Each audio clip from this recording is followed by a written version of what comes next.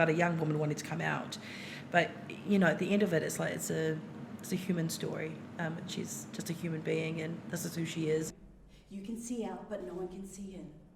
There will be 2 elders with their Bibles, and it just... The constant wanting to please the church, the family. I mean, gosh, it's like that in everyday life, isn't it? Whether you are or you aren't, The thing about this play is that there's nothing out there that represents Pacific Island lesbians, and that's what I like, is that she's repping the community.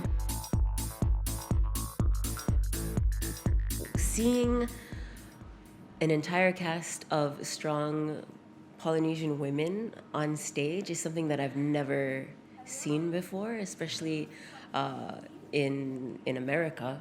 You don't see that ever. So that was the biggest highlight for me. It's cool. We're all representing someone's truth, someone's real life. So I think if one person relates to it, then it's all good.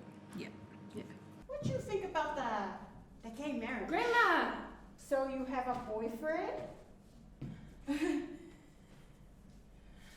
Nope. It won't be everyone's cup of tea, but, I think when they see the girls' commitment and enjoyment, they'll enjoy it too. Fun. A lot of fun, laughing and lots of laughing. We don't get any work done. But too much laughing, yeah. It's an accessible piece, and it makes me laugh, and it also makes me cry, and I think people will respond to it positively. I hope they do. Come and see it, it's funny. You'll laugh. Come and come cry. come with an open mind. Yes. Yeah. A very open mind. Expect the unexpected. Yes.